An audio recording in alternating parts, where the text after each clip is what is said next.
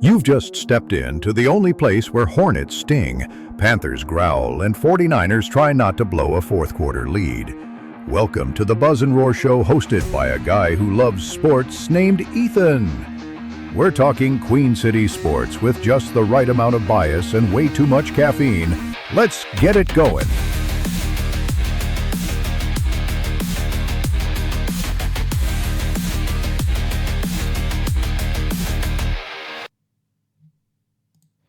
Welcome to the official Buzz and Roar Show.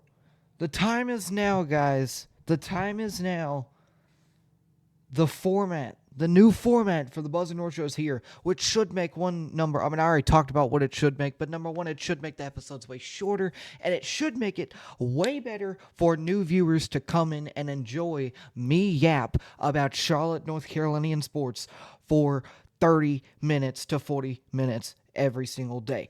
But welcome to the Buzz and Roar Show. If you are on Spotify, then hit subscribe to my YouTube channel called Capital E Ethan, Capital T the, Capital B Broadcaster, Ethan the Broadcaster. And if you're on YouTube, follow me on Spotify, linked in the channel bio or description of this video.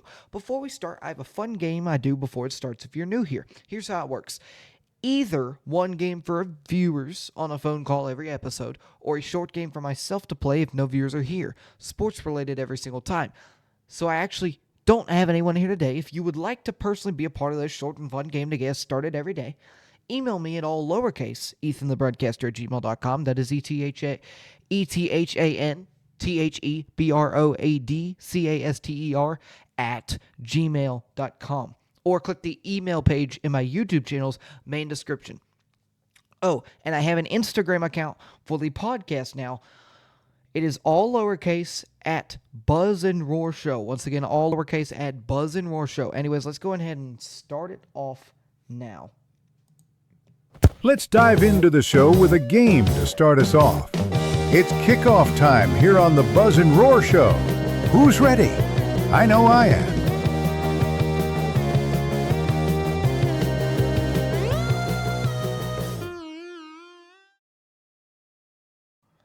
Okay, a game to start us off like I do every day. I just said I would do it, and now I'm going to do it. Today we're going back to a game that I used to play a lot, but we're going back to it because honestly, I mean, it was a really fun game, and most of the time when I don't have viewers, I do online games, and that's what it is today. It is called Sporkle, but specifically we're going to be trying to guess the North American Professional League silhouettes. So what does that mean? Let me get that up. So we are trying to guess these teams in under 5 minutes. Now, let me just go and say this. I want to make this a little bit more of a challenge. In the past, it hasn't been much of a challenge. For this video, what should I do? What should my challenge be? Oh, man, I thought of something, but I don't... Oh, man. You know what? If I do not get above 15 of these teams, then I have to wear... I'm not buying a Saints jersey because I don't earn money from this, but if I get...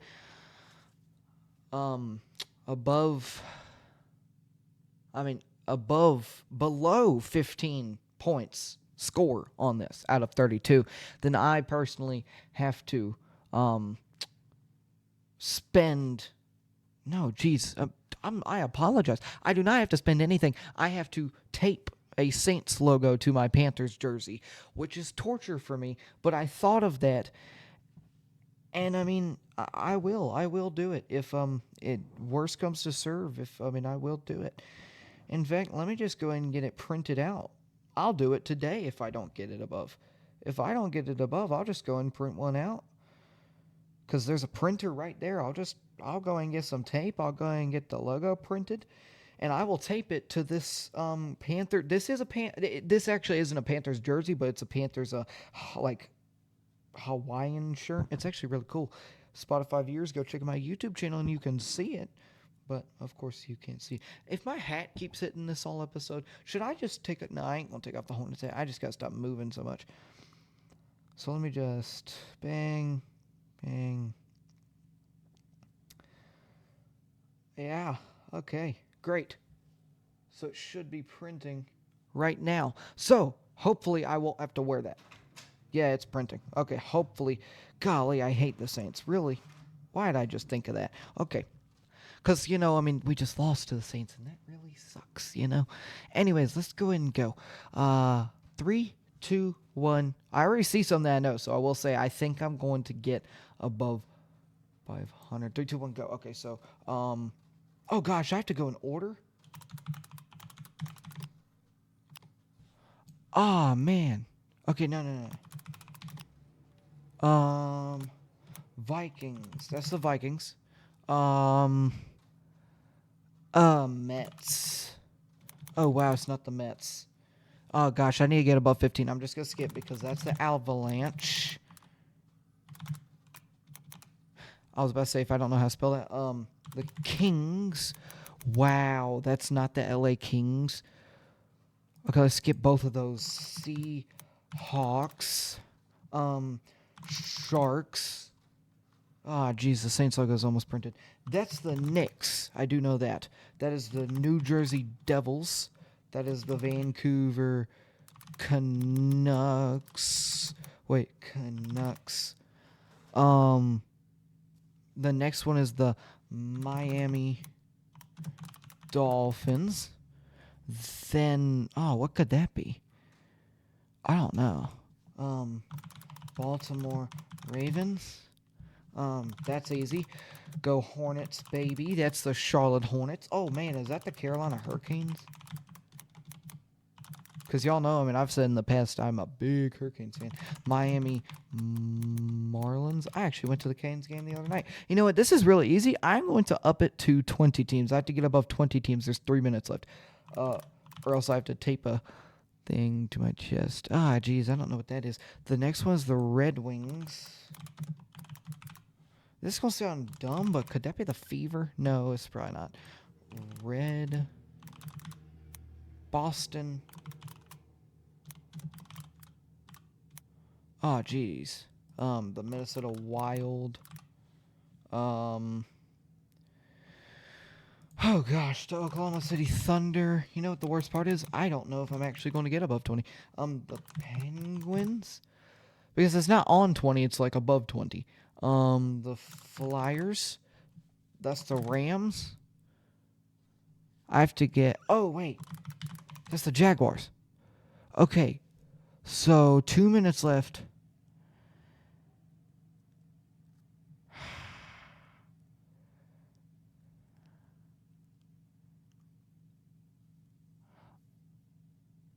I mean... Although I don't have to do the Saints thing anymore, because I did just get it. I don't have to tape a Saints logo to my shirt, because this is 21 out of 32, and I said above 20, but I actually don't know anymore. I'm trying to think. Could that be the Timberwolves? Oh, it is. Okay, Timberwolves. And then the Rockies. That's the Colorado Rockies. Wow, I can't even get the Rockies. I don't know, but I can say this. I'm just going to stop it there. I got above, I'm going to say I give up because I got above. Oh gosh, the Raiders one. That's difficult. That's okay. That's the Mavericks, definitely. That's the Yankees. That is the Spurs. Hey, I did guess an NBA team for that. I said the Timberwolves, but that's the Timberwolves. See, I put the Red Sox. I just didn't put a space. That's terrible. Golly. Well, I don't have to wear a Saints thing. So how about this? Let me just get this. Let me just get this Saints photo, and rip it in half. Ah! How dare you beat us last week? Oh my gosh, I'm so mad about that. Saints beat us. Ah, golly. I'm still mad about that. You know, we will talk about that. We will talk about that later on. In fact, we will talk about that very soon because guess what? That's the end of kickoff. Let's move on to the... Hold on, let me get my webcam back on. Let's move on to the next segment, Study Hall.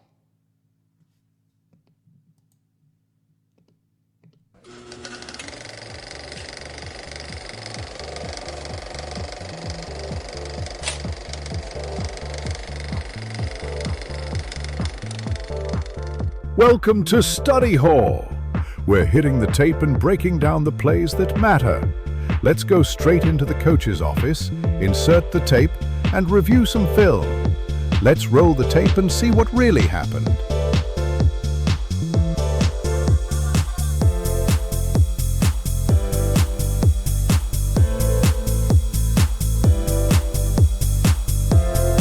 Welcome to Study Hall. Okay, so let's just go and jump right into this. On my last format, before I did all these segment names instead of just the team names, of course, this is the first week with the new format, so the past 11 episodes, it was like I did every team for Study Hall. Like I actually did have Study Hall. It just wasn't called Study Hall. I just did it, and it was all not like it was. Once again, the segment names were called like Carolina Panthers. Charlotte. It was boring. So now I put all of that into one big chunk of segment, and so Study Hall is one of them. Now here's the thing. We've only got one thing for Study Hall to look at this week, and it's because honestly, I mean, I can't exactly tell you. You'll just have to see here in a minute. That's all I gotta say. You'll have to see here in a minute, but I can assure you of this. There's a reason why there is only one thing for Study Hall this week. Why won't the marker come on? I'm trying to get the pen on. It won't come on. Well, dang on. Well, golly Pete's, mate. It did this last week, too. Oh, well, hold on. Well, I mean...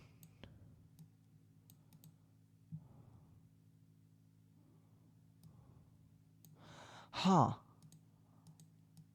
Well, you know what? We're going to review study anyways. What does that mean? Review study? Holy. We're going to study film anyway. So let's go ahead and move my webcam over. I don't know why my pen isn't working. That's kind of annoying.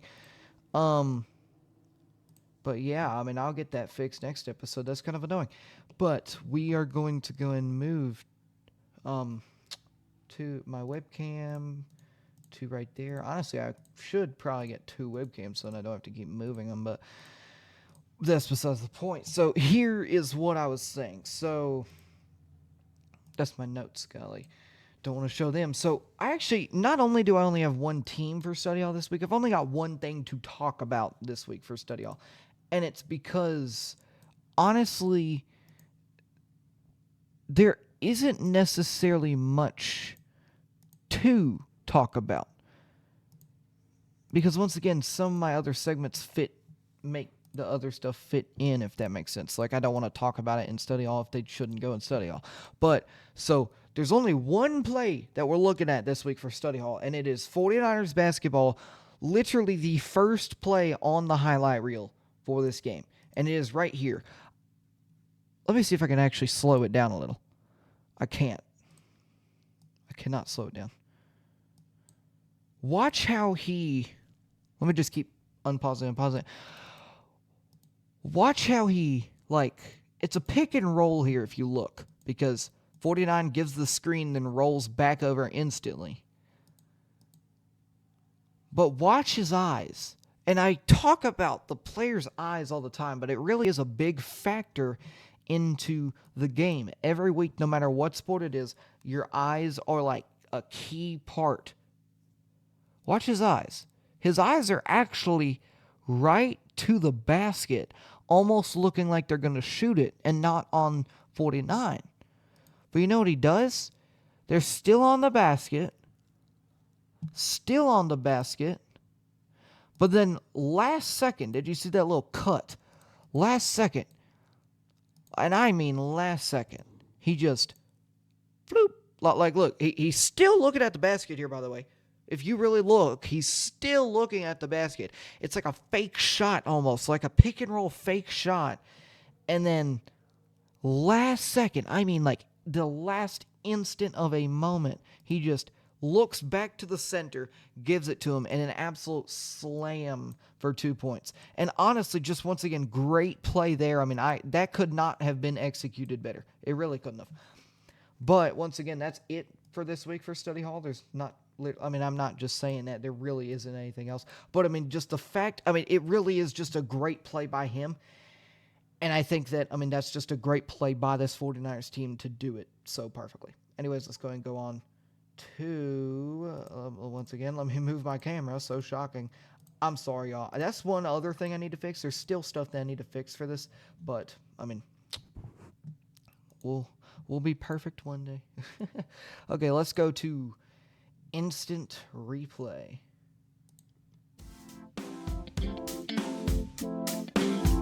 Should we challenge the play coach? Let's head into the instant replay and check out the top plays of the week from Charlotte Sports.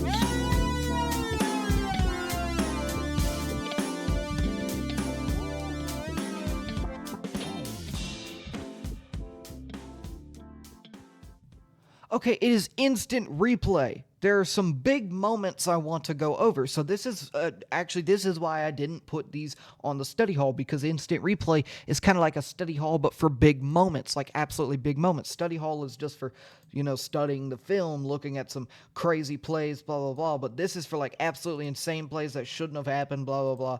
Insane. How did that happen? Like, oh my gosh, that's going on the highlight reel. So, golly, I keep showing that. Charlotte checkers. Let's start off with the checkers first. 20. So this is the first one. This was a big moment. And this is why I like hockey so much. And this is what I mean by big moments. We're not studying the film here. We're just looking and reacting to some crazy plays. Okay, look at this. He gets absolutely bodied after the whistle. All the other guys start going at it. Then the refs allow this center ice. That's why I like hockey so much. The refs just allow that. And the fans are into it. I mean, people ask me all the time. I'm looking at you, David. I just called my friend out. I'm looking at you, though. He always asks me, why do I like hockey so much? Hockey's a terrible sport. It's not. Also, excuse my dogs barking in the background. I'm the only one home right now, and I'm trying to record this, and so they're probably barking at the mailman or something. But just ignore that. Let me actually turn the sensitivity down. Maybe you won't hear it as much. Let me make sure that you can still hear me, though. Yeah, you can still hear me. Oh, yeah, no, you can't hear the dogs as much anymore. Okay, so, but here's the thing. My friend, he always asks me, oh my gosh, why do I like hockey so much? It's because of that. It really is. It's because of this right here. It was a completely calm play. Nothing was happening. Then he just absolutely bodies him. He loses his glove and he breaks his stick center ice after the whistle was already blown. Then Entwistle goes at it. Mackenzie Entwistle starts going at it. He used to be one of the players on the Panthers a couple years ago. He still is. I mean, this is the Panthers AHL team. I'm just saying he's played in the NHL before. But Entwistle starts going at it. Them two start going at it. Then while they're going at it in the background, these two are absolutely fighting. Entwistle and 11 are absolutely going at it. And once again, you ask me why I like hockey so much. It's because of that right there. Nothing else. It's because of that right there. It's because just the fights, the energy is unreal compared to any sport. Like, let me tell you this. All the other sports are completely wuss compared to hockey. Look at this. Tell me any other sport that you would hit somebody after the whistle. Football, basketball. I mean, every sport sometimes does that. But tell me any other sport that after the whistle, you would start punching each other in the face, and then you might be able to make the argument for NFL if you say that. But tell me any other sport that you get to punch people in the face and the refs allow it. Look, it's literally a tradition. Like, if you don't know what hockey is, barely, it's a tradition. The two refs just circle the two guys fighting, and they're waiting for one guy to hit the ice. And the second the guy hits the ice, they crash in. Watch the main ref crash in, and then the second one comes in after. And so, I mean, seriously, that's why I like hockey. It's just so energetic, and I mean, you just can't beat it. Then the next one from this same clip, 43 seconds, right after this, actually. This is the other big play. Watch this hit. Watch this hit. Tell me, another great physical play. Hits him, like, right in the waist. Now, you may be able to make the argument that he missed, but even if he did sort of miss a little there, that's still a crazy play. A crazy play. Just a big physical play that shows why hockey is the best. Now let's go to the Charlotte Hornets, which I have a couple of big plays there. It was 34 seconds. 34 seconds. Okay, here's the thing. The Heat had just hit the first three of the game on them. And Kalkbrenner gives Mann the ball. This was a great play here. Mann gets the ball, then alley-oops it to Kalkbrenner. The two young people making a move off strong. The pick and roll just, beauty right there. And then 143 right here was also an incredible play. Right here, this is also another Kalkbrenner play, but this is kind of why I like Kalkbrenner so much, because look, Trey Mann, he comes back, barely gets the ball, passes it to James. James, for the record, should have made this, but instead it's way short, and Kalkbrenner just tips it back in. I mean, great play from Kalkbrenner both times, and I mean, that's why I love him so much. Anyways, that is it for this. Now we will go to the next segment, flag on the play. By the way, this audio cue, and this is the only time I'm going to say this in history, but this audio cue is a tiny bit loud. So for this episode and the future, I would just turn your audio down just a tad bit. If you're wearing headphones, turn it down just a little bit. On a normal iPhone, it probably isn't that loud. It's just high-pitched, I guess. I mean, it's not too terribly loud. I actually lowered it. It's not going to bust your hearing or anything. Just beware, okay? Just beware. There's a flag on the play. We're calling out the mistakes, the bad calls, and the controversial moves. Let's go.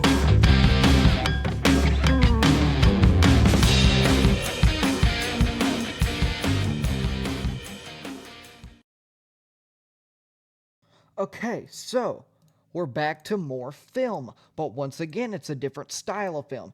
This one is where we start talking about the Carolina Panthers. Of course, I mean, not the greatest at all. Not the greatest game.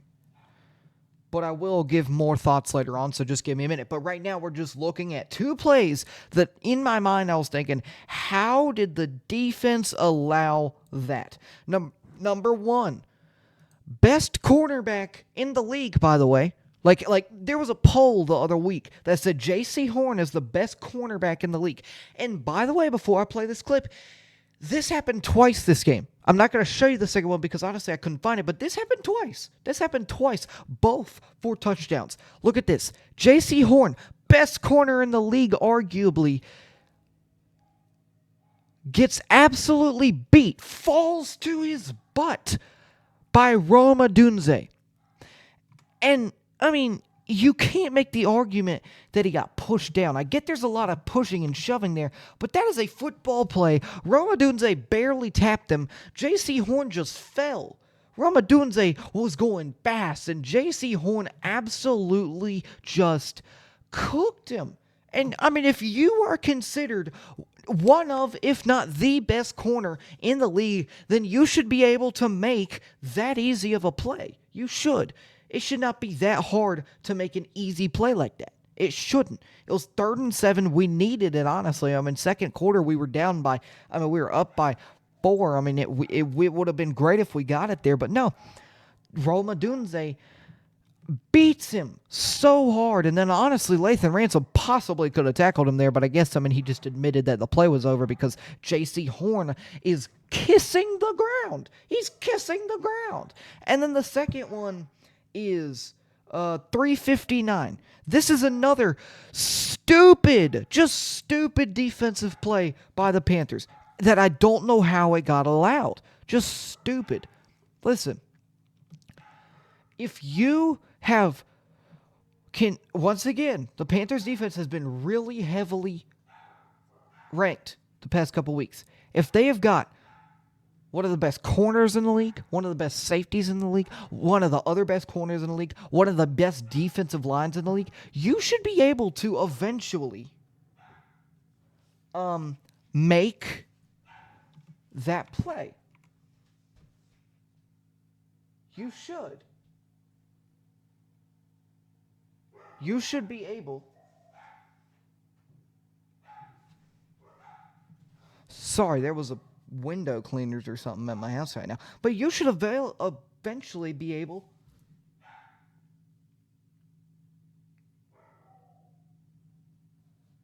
I don't know who is here, honestly. There's a reason why my dogs are barking. Okay, well, you should eventually be able to make this play right here. Okay, you should. You should eventually be able to make this play. Watch this. The screen to Kamara.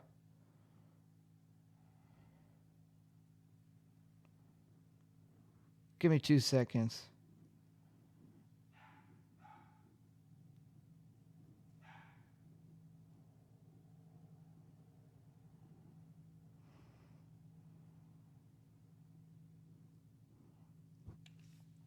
Okay, so I'm sorry, I had to text somebody. So look, the screen to Kamara.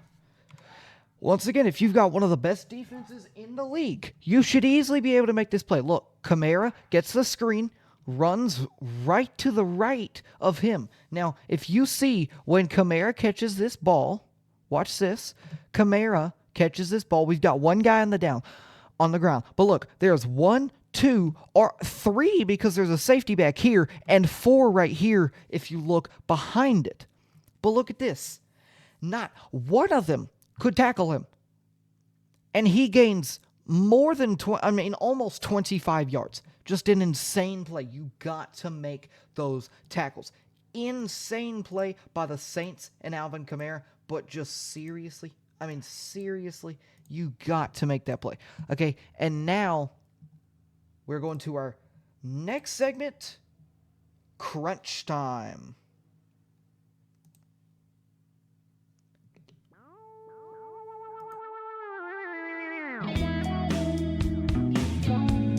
Let's finish it off with a look at this week's numbers and stats for what Ethan calls crunch time.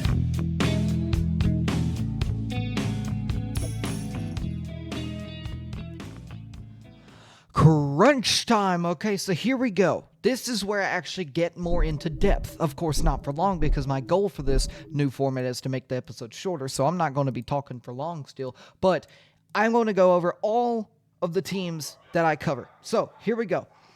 49ers basketball. We played great. We won by 5. Now we are 2-0. We have made some excellent plays down the stretch, and honestly, I do think that we should be a top team by the end of this year, possibly a tournament team. Okay, Aaron Fern, he has been a great coach so far through these first 2 games. I think that if we play hard enough, we could possibly, if we don't make the NIT, possibly make the NCAA tournament and get far through to the maybe like last team in if it happens. And I guess it's a hot take. It really is. It's a big take. But just from what I've seen, because I did watch one of the games, from what I've seen, I think that most of our players are looking good, and I do think that eventually we should possibly be able to make a tournament team from it. The 49ers football. There's a reason why I haven't talked about them the whole time. It's because I was waiting for this moment to get my anger out. Charlotte 49ers football. What the heck is happening? Okay, respectfully, what the heck is happening? Because, okay, let me calm down a little bit before I get a really big, but listen, 49ers football. I predicted you guys to go 6-6 at the beginning of this season, which with Connor Harrell, with, just insane players, a decent coach, Tim Albin, you should have been able to do that. But honestly, I am disappointed because Tim Albin has not just let me down as a coach, but honestly, I think that is the reason why this team is not very good this year. We have won one game, and it was by 7 against Monmouth at home in Week 3. Our losses, let me read these out to you. Week 1, Appalachian State at home lost 34-11. Week 2, North Carolina lost 20-3. Week 4, because we beat Monmouth in Week 3, Rice at home lost 28-17. Week 6, because Week 5 was our bye week, the 3rd of October at South Florida, lost 54-26. We were competing that whole game, and then they came back and won. Their quarterback threw 400 yards in the 4th. At Army, Week 7, 24-7 loss. At home for Temple, Week 8, we lost 49-14. Week 9, North Texas lost 54-20. Week 11, ECU lost 48-22. We have gotten dominated, dog pounded this whole season, and I'm tired of it. Like, honestly, just tired of it. I just hit my mic, but I'm tired of it. We have gotten absolutely wrecked this year, and it is unbelievable. We should not be this bad. Our players are not that bad, okay? We recruited pretty well. We did some pretty well things, and I think the problem is that most of our big-time guys this year have gotten injured, so our backups are mostly walk-ons. So I think the problem was Tim Albin and his staff looked at the team and was like, oh my gosh, that's a great-looking team. We're going to go far. And then didn't think about the fact that their backups, they didn't have depth. That's the point. They didn't have depth to start the year. So it really was just a Tim Albin staff problem because they needed to look at it from a depth point. And honestly, it's just so annoying. Georgia, we play Georgia week 13, not next week, but the week after. Next week, we play UTSA. I would not be surprised if we lost to UTSA. UTSA is 4-5 and has gotten whooped themselves. But guess what? They've won 4 games. Who cares? They're probably going to smack us. We have to play at Georgia on SEC Network week 14. We're getting paid probably millions of dollars to come in to the dog pound city and probably get absolutely smacked. Just probably get absolutely smacked. And so Charlotte 49ers football, I'm tired of it. Tim Albin, either leave, get fired, or figure out a way to fix it. But we need something different. This is annoying, it's terrible, and something different needs to happen. Like now. Like, crunch time is now. Of course, this is the segment called Crunch Time. The crunch time is now. Okay, if you want to prove anything, I would like to see you compete against Georgia. I would like to see you upset Georgia. That would be insane if we upset Georgia losing this many games. I would like to see you beat UTSA. We're probably going to lose to Georgia, then beat Tulane. I would like to see you end the year 3-9. Of course, that's not a good record, but if we won 2 out of the 3 games coming up on our schedule, I would be fine with that. So Tim Albin, something has got to happen. No schemes, no game plan. And I've noticed this. Nothing has changed the whole year. The only thing that's changed is who's playing at quarterback. And that's what's wrong. That's the only thing that's changed. Who's playing at quarterback. That's the only thing. Only thing that's changed is who's playing at quarterback. And for the record, we've played 3 quarterbacks this year. Connor Harrell started. He did terrible. Grayson Loftus played after him. He did terrible. Then Zach Wilkie came in, did terrible. And then they put Grayson Loftus back in for Zach Wilkie. And now Grayson Loftus has played the past couple weeks. And once again, what did I tell you? He did terrible. There's no excuse for it at this point. There really isn't. Like, we have got a pretty good team. ECU should not, I mean, I get ECU's good, but like ECU should not be beating us 48-22. North Texas should not be beating us 54-20. I mean, we should not lose to Rice 28-17. I mean, let alone Appalachian State. We should not lose to them 34-11. Appalachian State's not very good this year. Just nothing is going right for us, and I really don't understand why at the moment. But I can assure you of this. I'm not ready for the Georgia game. I mean, I'm just not, because that Georgia game is going to be a hefty, terrible game to watch. I don't know if I'm going to watch it. I think I am. You know what's funny? Me and my dad shook hands, because my dad, he doesn't really pay attention to Charlotte 49ers football. In fact, I don't know if you guys know this about me, but I'm actually a UNC Tar Heels fan. We're not doing good either, but and now I'm a 49ers football fan and basketball fan because, I mean, I covered them on this podcast. But what I'm getting at is that me and my dad shook hands and said, if the 49ers upset Georgia on the road in Athens on SEC Network, then I get a free from my dad Charlotte 49ers football jersey. And he gets nothing. He's that confident. He didn't want me to give him nothing if they lost. He just said that if they won, he would give me a jersey. He shook my hand twice on that too. I think that's really funny. Like, he is so confident, which is fair. I mean, we literally might get absolutely like just dominant. I mean, I would not be surprised if the game ended 280-3. I don't even know if we're going to score 3. I really don't. I genuinely do not know if we're going to score any. But now to Carolina Panthers and the Charlotte Hornets. Carolina Panthers, I think that the Panthers' last game was terrible, but I think there was still some upside-ish to it, because I think that, here's the thing. The Panthers, I don't think losing to the 1-8 Saints was bad, because here's why. It wasn't a player problem. It was a coaching problem. Now, hear me out. Rico Dowdle was hurt.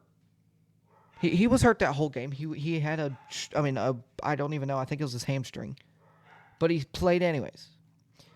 So that's number one factor. Number two, I don't know if you guys heard this, but actually my friend told me this after the game. He texted me and said, okay, so Dave Canales just said, quote, that was the laziest practice we've ever seen. I've ever been a part of in my life this week.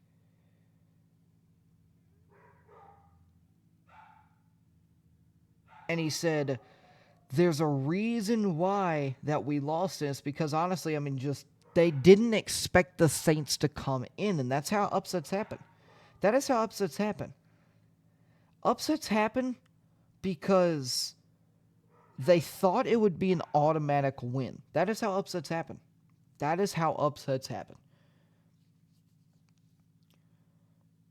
I mean, he said that, I mean, you play like you practice. And, I mean, that is just, I mean, he spoke to the team multiple times about the issue, but they didn't take it seriously because they really did think that the Saints were just going to come in and be a normal 1-8 team and just be terrible. And so, yeah, I mean, I do not think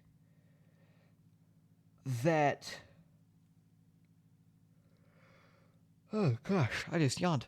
Excuse me. I do not think that it was a player problem. I think that... But I'm also not blaming Dave Canales here. I mean, you can tell he wanted to fix the problem, but none of the players wanted to fix the problem. Or none of the other coaching staff members wanted to fix the problem. Basically, the only one who wanted to fix the problem was Dave Canales, because everyone was just like, hey, we're going to win. Woo, woo, woo, yeah, we're going to win. And so, no, I mean, I do not think that it was Dave Canales' fault, but I also don't exactly think it was anybody else's fault. Okay, now to the Charlotte Hornets. They've been pretty disappointing this year. Okay, actually, really disappointing this year. They are 3-6, and honestly, it's disappointing that the rookies are kind of the only things doing anything. And of course, LaMelo's hurt his ankle again. So that's not good, of course, and that doesn't help the situation. But honestly, I mean, LaMelo hasn't necessarily done too much this year compared to his other years in the past, anyways. And I mean, that's just honestly, I mean, he really hasn't done too terribly much. I mean, he's been kind of just down this year, and I don't exactly know why. I mean, we're 3-6. Once again, the only people doing anything is really just Konka Nipple, Luke Cockbrenner, Sion James, people like that.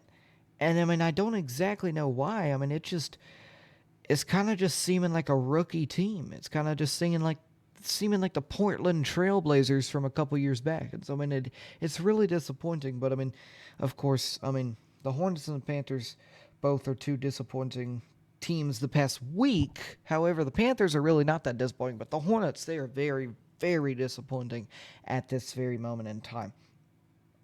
And the Hornets are. I don't know who I just said, but the Hornets are. Now, let's move on to overtime.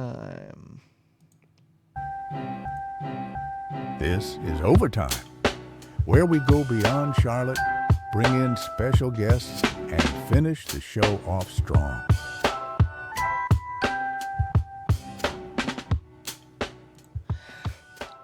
It's overtime. What do I do in overtime this week? Well, overtime is like, let me describe it. It's like, I wanted to go outside of just Charlotte sports. So, overtime is going to be just that. I'm going to be talking about stuff outside of Charlotte sports. So, we can just go ahead and jump right into it. This week's topic that I'm going to be talking about for just a short moment in time is who do I think is going to be winning the Super Bowl this year? Now, there are so many teams who could get that title. Let me just read you the playoff picture at the moment, and you will see why I say that there are so many teams. So the playoff picture in the NFC is the Seattle Seahawks. That's a team you wouldn't have thought before the season started. The Eagles, that's a team you would have. The Packers, it's a team you would have. The Bucks, it's a team you would have. Then the wild card is the Rams, the Lions, and the Bears. Most of those teams are pretty normal teams to be in the playoffs. But the AFC is where it gets really weird. The conference leaders in the league, like the top 4 seeds in the AFC, is the Colts, the Broncos, the Patriots, and the Steelers. Then the wild card is the Chargers, the Bills, and the Jags. If the season ended today, the Chiefs would not have made the playoffs. They would not make the playoffs. So it's really weird to think that it could be anybody. Like Daniel Jones could get a ring. I mean, Bo Nix could. Drake May out of everybody. I mean, a great guy and a great player this year. Insane player this year. Oh my goodness. I mean, he possibly could. I mean, just so many guys have got that title for they could win the Super Bowl. But who do I personally think is going to win the Super Bowl? Because that's the question here. Well, let's take a look at it. The Colts, I am going to rule them out. I get they're number 1 in the league, but I'm actually going to rule them out here. And it's because I think they're a little bit less experienced than the other teams. I don't think it's as confusing as people think. Now, I'm not saying they're not experienced. Let me rephrase that. They're not inexperienced at all. They are very experienced, but I think that it's just a way different team this year. I mean, Daniel Jones is leading them. I just don't know if Daniel Jones has what it takes to lead them to the Super Bowl if they get to the playoffs, even as the number 1 seed. Then the Broncos, I'm also going to be ruling that out. Then sadly, because I'm a Tar Heels fan, the Patriots with Drake May, I'm also ruling them out. So the top 3 teams in the NFL, I'm ruling them out. And it sounds crazy, but I really am. I do not think the Colts, the Broncos, or the Patriots are making it. The Colts was once again because I don't know if Daniel Jones. I feel like Daniel Jones is going to just choke again. I mean, he hasn't made the playoffs if I'm correct yet, but I just think he's going to choke again. And he's just. I mean, I don't see Daniel Jones making a playoff spot and absolutely tearing off. You know what I'm saying? And I could be very wrong, but that's what I'm saying. And then the Broncos and Patriots, that's the two teams I think are really inexperienced. Drake May and Bo Nix are extremely young QBs. The offensive lines are really good, but once again, they're also pretty, inexperienced. I mean, Will Campbell's one of the starting tackles for the Patriots. And so, just a lot of the guys for the Patriots are, inexperienced, and so are the Broncos. The Broncos guys are inexperienced as well, and so, just both teams have extremely inexperienced guys. Now, I'm not saying they're not good, and I'm not saying they couldn't win it, but for now, I'm going to rule them out because I don't see those three teams. I see those three teams being the top three teams going into the playoffs, but I don't see those three teams handling all the pressure, if that makes sense. Like, even if they made the Super Bowl, I think they're going to lose because of all that pressure, and they're just all such different teams. Then the Seahawks, the Rams, the Eagles, and the Chargers are next up. Here's where a couple teams come on the list I think could win it. I think the Seahawks could win it. I think Sam Darnold could get a crazy statement. I think Sam Darnold could win a Super Bowl. Then the Rams, I think they could easily win it. Did you know that Matthew Stafford in the past 5 weeks has 20 touchdown passes, over 1,000 yards passing, and 0 interceptions, and people are calling him the MVP? That is a fun fact, and no, I am not lying about that. He has absolutely gone off. Absolutely. His stats this year are 2,427 yards, almost 300 yards a game for 25 touchdowns and only 2 interceptions. That's wild. He could very well get another Super Bowl ring there. So I have the Seahawks and the Rams being 2 possible teams in the standings.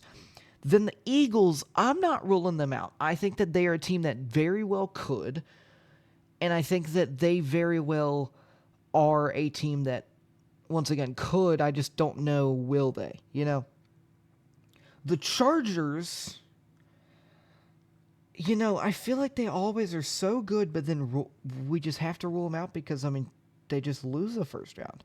So I'm going to say the Chargers are not going to do it. By the way, I'm just going off the top 10 teams.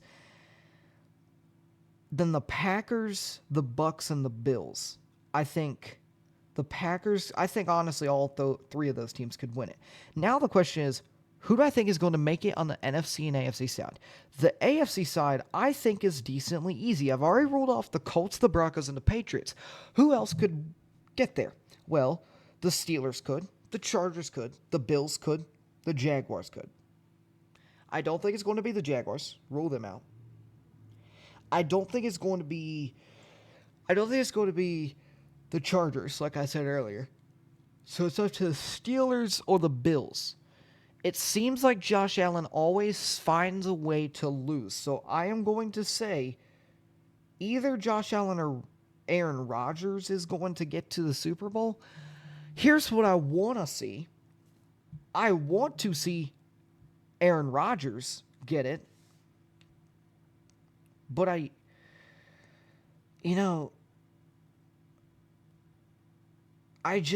don't know for sure. I don't know for sure. I think that the Steelers and the Bills are my 2 teams. Who would I choose between those 2 teams? I think the Steelers very well could. But honestly, I'm just going to go the Bills. I really am. I'm just going to go the Bills. I'm going to say that no, you know what? Steelers.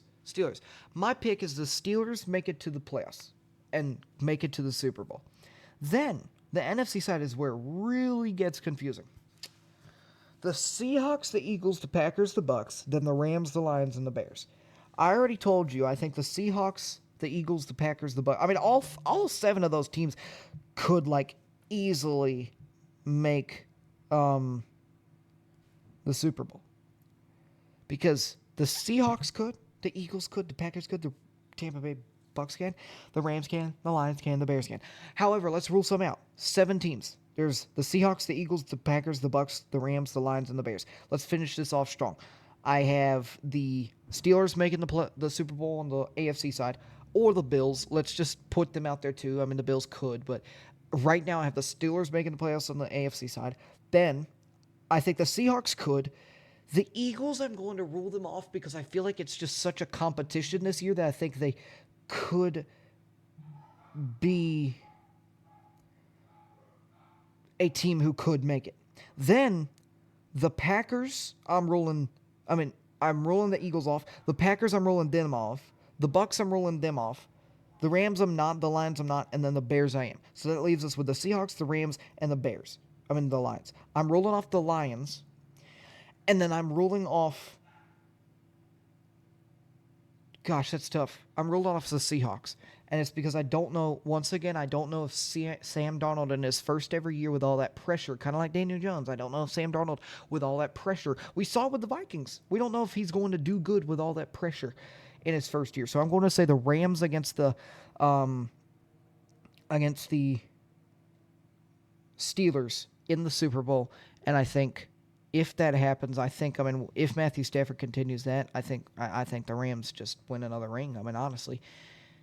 So, that is it. Thanks for hanging out on the Buzz and Roar Show. If you want more sports stuff from Charlotte to anywhere else that throws a ball, check out my YouTube channel, capital E, Ethan, capital T, the capital B, Broadcaster. And hey, if you're already watching this on YouTube, welcome. You're in the right place. If you're listening somewhere else like Spotify, go and hit subscribe on YouTube too. It's like the same thing, but with more visuals and less background noise. Hit subscribe so you don't miss out. I hope you guys like the new format, by the way. And I'll see you guys next time. Of course, there's more segments to come. But for now, that's it.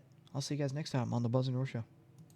Thanks for listening to Buzz and Roar. We talk about sports, all kinds of sports. If you like the show, hit subscribe or follow. We'll be back soon with more stuff to share. Thanks again, and see you next time.